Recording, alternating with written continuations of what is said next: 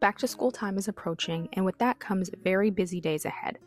Many of you will be trucking those kids around from activity to activity, which means there is less time in the kitchen. In this video, I'm going to walk through some strategies to help get dinner on the table, even on the busiest of days. So I like to start with a protein base. Today, I roasted a whole chicken, which is super easy to make, and I made a little compound butter with some herbs and some seasonings to tuck under the skin and on top of the bird to keep that, I personally think breasts are very dry. Keep those dry breasts a little bit more juicy. And then the butter on top makes the skin nice and crispy. It's absolutely delicious. So you can roast the chicken on Sunday, then use the leftovers in a different way throughout the week. So for example, on Tuesday, I actually made enchiladas this week, but you can also just do quick tacos with some fresh pico.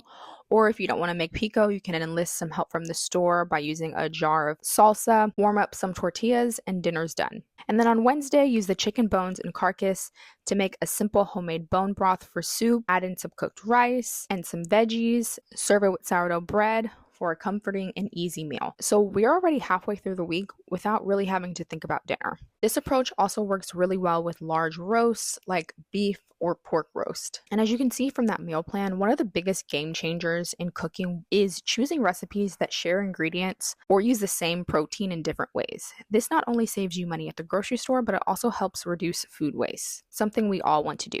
So you buy a bag of tortillas that go with the chicken for tacos on Tuesday. You could also make quesadillas or wraps later on in the week. Or veggies. If you roast a big tray of carrots, peppers, and zucchini for dinner one night, those same roasted veggies can be tossed in the soup or added to a grain bowl or even in scrambled eggs for breakfast the next day. Later on in the video, you'll see that I made white chicken chili. It uses some of the same spices as tacos and enchiladas and quesadillas. This kind of planning means you're buying fewer ingredients overall. You spend less time in the kitchen, but you're still getting lots of variety on your plate. Plus, using leftovers creatively means less food ends up in the trash. So when you're planning your meals this week, think about the ingredients that overlap and how you can repurpose them differently throughout the week. Another way I like to stretch meals all throughout the week is making big batches of freezer-friendly dishes. White chicken chili is a perfect example of that. After cooking a large pot of chili, I can portion it out into individual or family-sized containers and then reheat them easily whenever I need a quick meal. This white chicken chili also reheats beautifully in the Instant Pot. So say it's 5 p.m., you're like, oh my God, I took nothing out for dinner. You can grab a bag of the white chicken chili, run it under some cold water just to release it from the bag, throw it in the Instant Pot for 15 minutes. It'll be totally defrosted and ready to go. Freezing meals like chili is another great way to reduce food waste and save money. You also always have something homemade and ready to go on those super busy nights.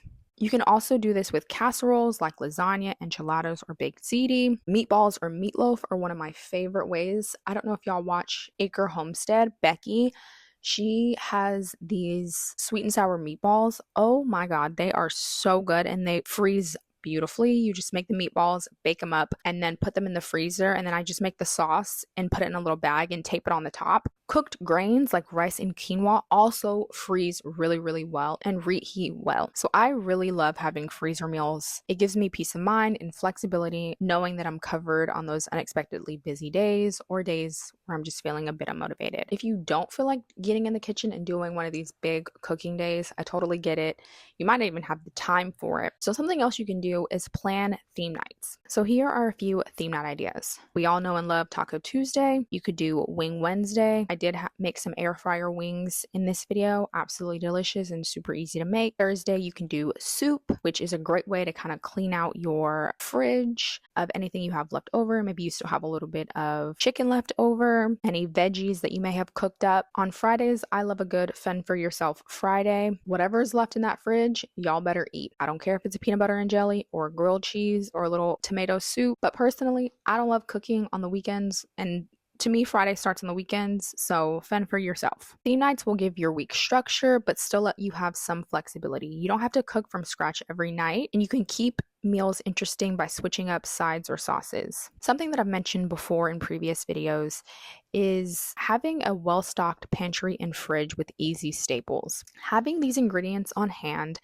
helps you turn what looks like nothing into full meals without extra trips to the store, which we all know if we head back to that grocery store, we're going to spend way more than we need to. Here are some of the staples that I like to keep on hand: rice, pasta, canned tomatoes, canned beans, tortillas, frozen veggies, frozen fruit, chicken thighs, chili or soup portions, eggs, cheese, yogurt, carrots, bell peppers, onions, garlic, lemons and limes, olive oil, soy sauce, and of course, spices, salt, pepper, paprika. Right now, I've been loving to just use Tony Chachere's on everything. It's an easy spice blend.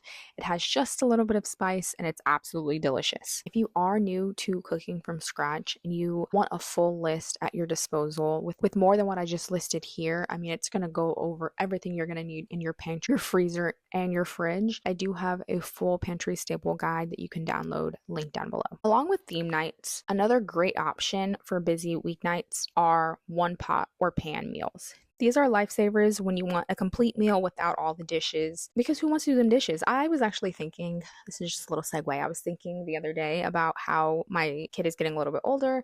He's obviously not old enough to be doing dishes just yet, but I was thinking like I can't wait to do a big baking day or cooking day and be like, Gideon, get your butt in here and do these dishes. But anyways, here are some of my favorites. Chili. The white chicken chili in this video is absolutely delicious. Plus it freezes really well. Sheet pan dinners. I love a good sheet pan dinner. Throw that protein, some veggies, sprinkle with olive oil, some seasonings, and boom, you're done. One pot pasta are absolutely delicious. Stir fries and casseroles. And I know in this video I have primarily focused on dinners, but don't overlook breakfast and snacks. These are things that we often don't think about and can kind of sneak up on us quickly. Taking a little time to prep even one or two things can make the rest of the week flow a lot smoother. A batch of muffins, like my veggie packed muffin recipe, or banana, blueberry. My favorite's actually chocolate muffins. I wonder if I can look at the brand. They're ultra processed, y'all, but they're so good and you can get them at Sam's Club. Oh my God, I love a good chocolate muffin. But anyways, back to muffins that you prep at home. You can also freeze these and reheat them in the microwave. And that's an awesome way to have breakfast quickly. Hard-boiled eggs, super easy.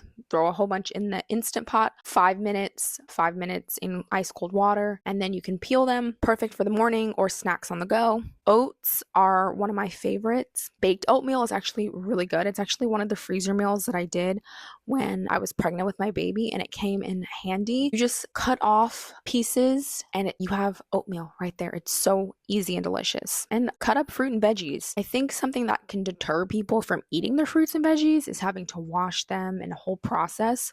So having them cut up and washed in the fridge is an awesome way to have quick snacks. And in all of this, I think it's super important to realize that you do not have to reinvent the wheel every week. Try creating a simple meal rotation that takes the guesswork out of dinner planning.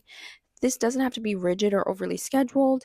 It's more of a core set of meals that you know work for your family and repeating them with little variation. So something that I think a lot of us make are tacos. You don't have to do tacos the exact same week after week after week.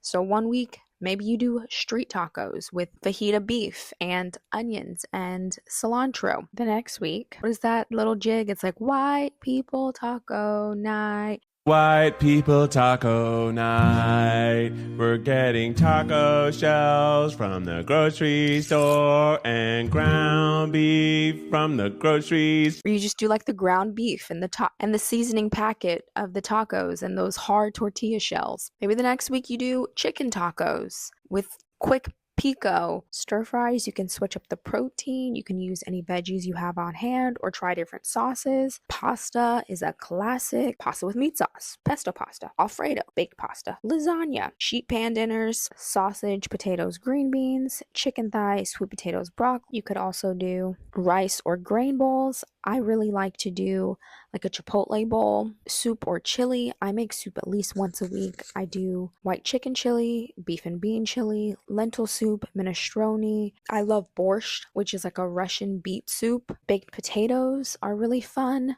You can do barbecue chicken. You can do just a classic potato, pizza, burgers. There are so many different recipes that you can make and just change slightly. Just 10 to 15 go-to meals that you can rotate throughout the month. These should be meals that your family love, they come together quickly, they use the ingredients you often have on hand, and they reheat well and make great leftovers. This kind of system helps you save mental energy. It really does take the guesswork out of your meals. It streamlines your shopping list because you basically always know what you're getting. When I grocery shop, I basically get the same few things every single time. And it prevents burnout. Getting in the kitchen and having to think about every single meal that you're making makes it nearly impossible to actually cook from scratch. Yes, it is fun to get in the kitchen and make new recipes and try new things, but it also takes a little bit more thought than throwing together a chili. With the kids going back to school and the holidays fast approaching, this is the perfect time to get some simple meal systems in place. Just a few go-to dinners, some pantry staples, some quick freezer meals, and a little prep here and there can make these weeks that feel so busy that much easier. If you want more help getting organized, check out my meal planning made simple blog post. I'll have it linked down below for you. It's full of helpful tips just like this to streamline your meal planning process. Thank you for spending a bit of your day with me. Don't forget to subscribe if you found this helpful, and I'll see you in the next one.